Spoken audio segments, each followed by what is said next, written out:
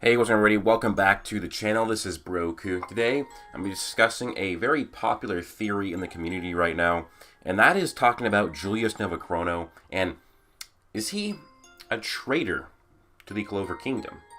Is the guy who's supposed to be the lead guy, the man in charge of protecting the kingdom, has he really betrayed it and betrayed his two closest allies within the kingdom, Yami Tsukihiro and William Bondage? Now, this is a theory from one of my Twitter followers, and a guy who I think is actually really cool when I talk to him on Twitter. I used to talk to him way more than I do now, but this is basically a theory of his, so this is a full credit to him. I'm going to leave a link to his Twitter down in the description. His name is Saw, and so I'm going to go over his theory, and then discuss why I think maybe this could or couldn't be the case. So he starts off by saying, from the beginning, Julius says he didn't know who or what he was. According to him, he was wandering around till he found a purpose to his life. And he says he feels like it's a bit similar to Dante's flashbacks. Both were, feeling empty, and Julius was empty and had nothing to do. He was aimlessly wandering around looking for a purpose in his life. That was the same thing with Dante. Dante, nothing satisfied his malice. He was constantly going around looking for a purpose. And then he believes that at one point Julius fell into despair, and that's when a devil reached out to him and made him contact with him. But the devil changed Julius's personality and locked his real self away inside his heart. Basically, the Julius we know isn't the original Julius, but he has a different personality. So there's is backed up with a scan where Julius does say, and so I thought a lot about what I might be and what I should do, and shows him wandering around aimlessly, kind of like what Dante did, until he figured out that the path that he is walking on is me. I am the Wizard King. Then he goes on to say, so why would a devil do this? Well, so that no one can suspect him, the current Julius is going along with the devil's plans. Julius found both William and Yami, who are the keys to open the underworld and connected to the living world. Now here's something interesting. When I found out Gildray is a traitor, Julius was ready to kill him.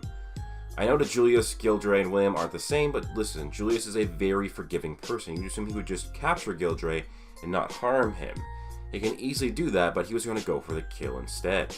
Now, you might argue that it's because of what happened to Fagolion that was Gildray's fault, but William is literally the one who trapped him, and also put the lives of everyone in the kingdom, and the kingdom itself in danger, yet Julius forgave right away and kept him as a captain. I believe this is because he's unconsciously keeping William safe because he's one of the two keys to open the underworld.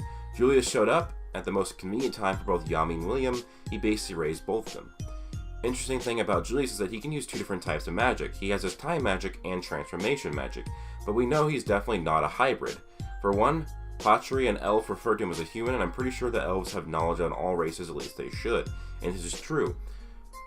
We knew that Rill saw Charmy as a half-human, half-dwarven hybrid. He should be able to do that with elves as well, and maybe Jotuns or giants if there's another race out there. So he recognized what Charmy was, but never recognized anything about Julius. So Julius should be human and not a hybrid. And yes, Julius seemingly potentially has two magic types, because if you look at that, he transformed into the old lady. Well, Julius isn't a lady. He can't transfer or make himself older and be an old lady because he's a man.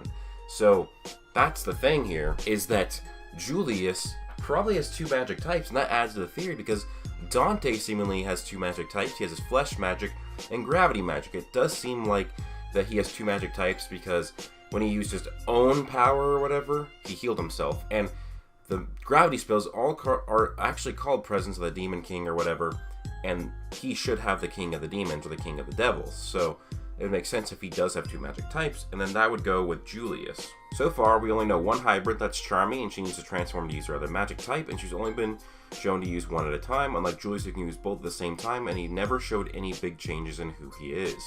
So what am I getting at here? Time magic is actually the devil's attribute, not Julius's.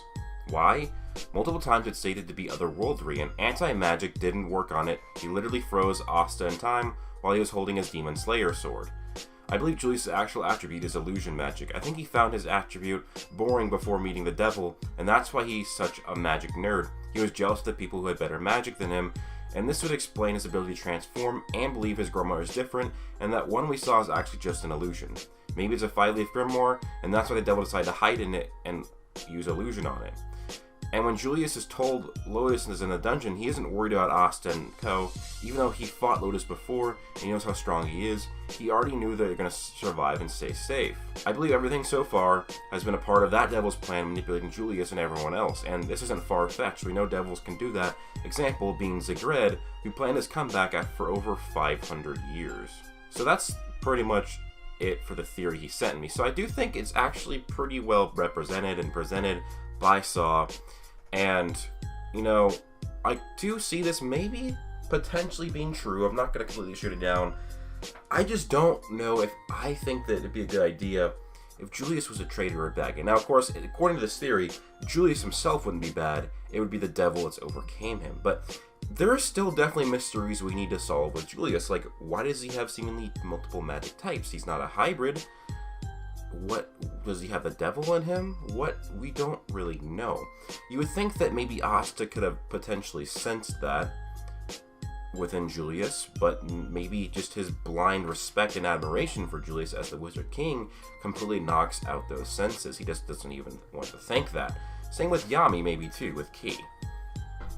But it just doesn't seem to me that he would, because this also leads into other theories of what other people are saying, is that Julius is the traitor. He's the one who told the Spade about Yami's dark magic, William's world tree magic, that they're the keys to the underworld, and told them where they're at so that Dante and the Dark Triad could retrieve them and open the keys to the underworld. Now, if this was Julius's plan, why wouldn't he do this himself? Julius has had William Vengeance and Yami with him the entire time. If he needed them as keys to the underworld, why wouldn't he just use them? Especially now, you know, when he could just easily say that what they're doing is some sort of cool secret magic spell or ritual, but instead it opens the devil underworld. That's why I'm not 100% sure in this theory, because if he needed them, why didn't he use them, and why would he maybe give off the spell, or give off the information to the Spade Kingdom? And then next, this is just talking about a different theory where people think that Julius betrayed William and Yami to save the kingdom, as in he said, oh, Spade, here's these two captains, don't attack us, as like giving them up to save the kingdom. This is a different theory from Saw, so I'm not going at Saw here, but this is another theory that I see all the time, and I definitely do not see that this would go against so much of his character. Now, people will say that, oh, well, Julius sacrificed his life for the country, he's going to sacrifice William and Yami. Well, no, he sacrificed, or he put the entire country at risk to try and save William while defeating Patri, when he could have just defeated Patri on the spot by killing with his time magic. Now, the thing is, guys, is that, sure, he loved William, but if you think about it, this guy is trying to kill the entire kingdom, Patri. And sure, if you kill him, you kill William, but William already betrayed you. He put himself in this situation. So he decided to try and save William and just only restrain Patri and not put the entire kingdom at risk. That caused almost the entire kingdom to be wiped out, and that caused Julius to basically somewhat die for a short period of time until his Star of Life rune on his head that activated and it brought him back to life as a young child, or as a teenager, I guess. So that doesn't add up that he would give William and Yami up to the Spade Kingdom to save the Clover Kingdom if he wouldn't even do this to just William. You guys get what I'm saying? Right? He didn't want to kill William when he could have saved the country immediately right there. But because he tried to save William, it put the entire country at risk and almost cost him his life. So there's no way, unless if Tapata just goes off the deep end and just changes like Julius's character and how he just handles things, Julius is not giving up Yami and William to save the country. He's just not going to do that. I mean, especially if Julius can see the future, at least a little bit, then he'd maybe realize that if I give William and Yami to the Dark Triad, then they're going to do something bad with them. And when they have that devil army, they're going to destroy the Clover Kingdom anyways.